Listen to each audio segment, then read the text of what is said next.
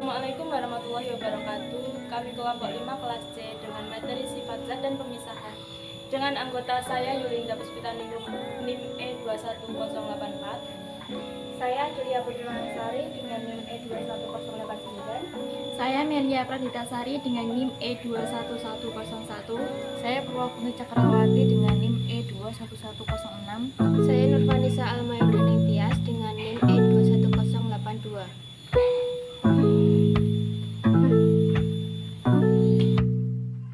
Tujuan praktikum yang pertama memisahkan komponen penyusun campuran berdasarkan perbedaan sifat.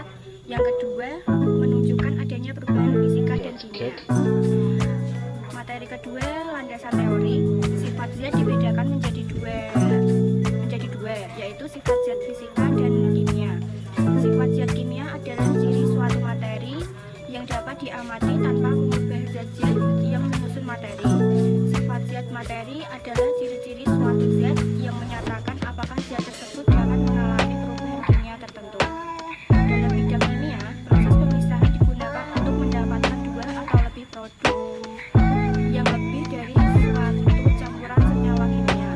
Beberapa teknik yang dapat dilakukan untuk pemisahan zat kimia atau teknik pemisahan campuran tergantung pada jenis wujud dan sifat komponen yang terkandung di dalamnya.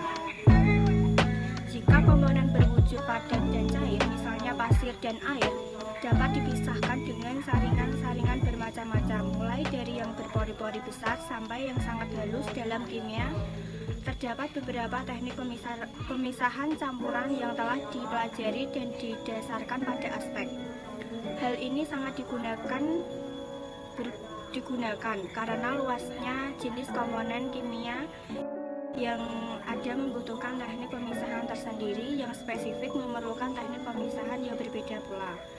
Berikut ini adalah jenis-jenis pemisahan campuran antara lain. Yang pertama, penyaringan atau filtrasi merupakan metode pemisahan paling sederhana di mana metode ini dapat memisahkan zat yang berbeda fase, yaitu antara cair dan padat.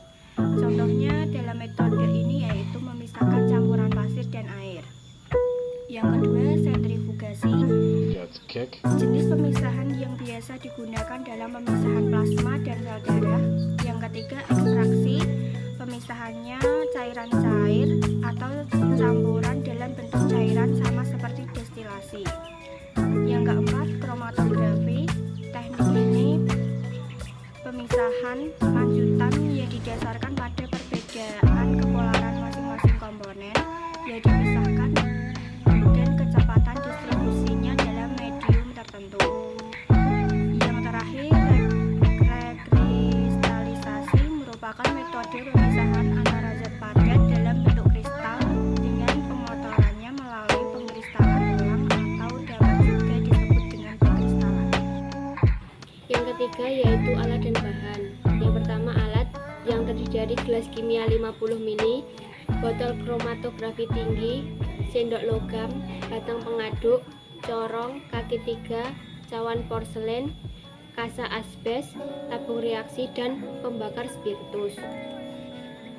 Yang kedua yaitu bahan yang terdiri dari kertas kromatografi dan diganti dengan KLT, kemudian belerang, garam kotor, lilin, kertas saring, dan tinta yang berwarna hijau, merah, dan biru. Yang keempat yaitu cara kerja. Yang pertama, pemisahan campuran. Berikut langkah-langkahnya. Pertama, masukkan 1 sendok teh garam kotor ke dalam gelas kimia yang sudah diisi air sebanyak 10 ml, lalu aduk hingga homogen. Setelah itu lipat kertas saring dan masukkan ke dalam corong, kemudian basahi kertas saring dengan air supaya melekat pada corong. Setelah itu saring larutan dan kumpulkan filtrat dalam gelas kimia yang bersih. Amati kertas saring dan filtrat. Kemudian ambil 5 ml filtrat dan masukkan ke dalam cawan penguapan. Panaskan sampai hampir habis semua, lalu amati hasil penguapan dan bandingkan hasilnya dengan bahan semula. Yang kedua yaitu dengan KLT. Yang pertama yaitu siapkan KLT, lalu tarik garis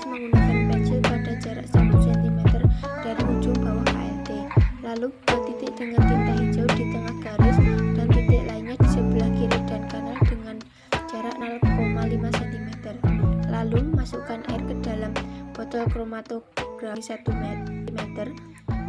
Ujung kertas atau KLT harus tercelup dalam air, tetapi titik tinta jangan sampai tercelup di dalam air.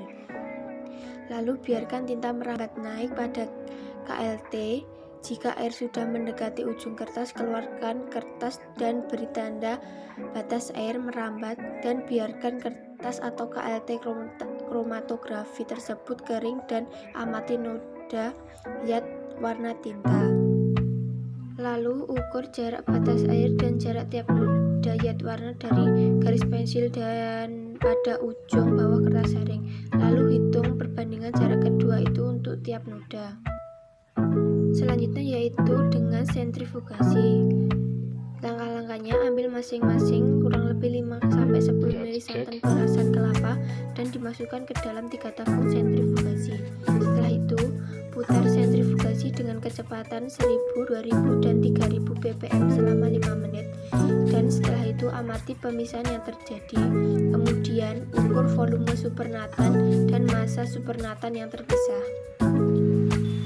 Yang kelima adalah hasil pengamatan. Pemisahan campuran 1.1. Pemisahan dengan melarutkan, menyaring, dan menguapkan. Warna garam kotor awal adalah putih agak kecil kecoklatan. Warna larutan garam kotor saat dicampurkan dengan air adalah putih gemuk. Warna zat yang tertinggal dalam kertas saring adalah coklat agak kehijauan. Dan karakteristik zat setelah filtrat diuapkan adalah berbentuk kristal dan berwarna putih.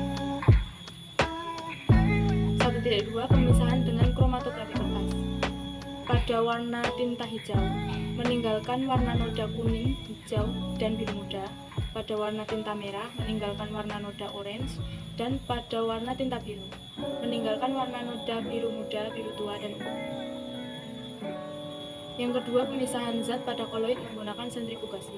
Pada tabung 1 dengan kecepatan 1000 rpm, menghasilkan tinggi supernatan cairan putih setinggi 2,5 cm, kental 4 cm dengan massa pelet 23 gram. Yang tabung 2 dengan kecepatan 2000 rpm meninggalkan hasil tinggi supernatan cairan putih setinggi 5 cm dan cairan kental 2 cm dengan massa pelet 23 gram. Serta tabung 3 dengan kecepatan 3000 rpm meninggalkan tinggi supernatan cairan putih setinggi 6 cm dan cairan kental setinggi 2 cm dengan massa pelet 23 gram. Yang keenam, pembahasan. Pada prinsipnya, pemisahan dilakukan untuk memisahkan dua zat atau lebih yang saling bercampur, dan pemurnian dilakukan untuk mendapatkan zat murni dari suatu zat yang telah tercemar oleh zat lain. Pemisahan dan pemurnian adalah proses pemisahan dua zat atau lebih yang saling bercampur serta untuk mendapatkan zat murni dari suatu zat yang telah tercemar atau bercampur.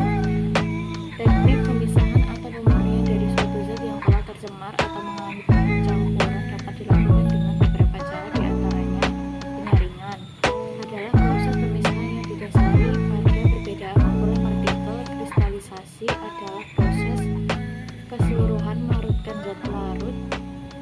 Dekantasi adalah proses pemisahan suatu zat dari campuran dengan menghendakkan zat lain. Pada percobaan pertama, praktikan melakukan pemisahan zat dengan cara melarutkan, menyaring, dan menguapkan. Hasilnya, awalnya garam kotor berwarna coklat kecoklatan, dan setelah dicampurkan dengan air menjadi keruh. Setelah itu, larutan disaring dengan kertas saring dengan hasil saring air berwarna jernih, dan terdapat residu pada kertas saring dengan warna coklat kehijauan. Kemudian dilakukan penguapan dengan memanaskan hasil saring atau filtrat menggunakan cawan porselin sampai berbentuk kristal berwarna putih. Pada percobaan kedua, praktikan melakukan pemisahan dengan kromatografi kertas yang bertujuan memisahkan zat warna dalam tinta. Kertas kromatografi yang berukuran 2x7 cm yang telah diberi 3 tinta berwarna hijau, merah, dan biru dengan jarak masing-masing 0,5 cm. Setelah kertas kromatografi dimasukkan dalam air, tinta akan merambat dan garing akan menghasilkan warna warna-warna penyusun tinta. Hal ini membuktikan bahwa sebuah warna terdiri dari warna penyusun lain. Percobaan ini dilakukan pemisahan senyawa sifat melalui kromatografi lapis-lapis atau KLT adalah metode yang digunakan untuk pemisahan komponen dari suatu campuran di mana komponen akan terdistribusi antara dua fase, yaitu fase diam dan fase gerak. Pada KLT, pemisahan berlangsung di atas absorben yang melekat tipis pada lempeng ingat.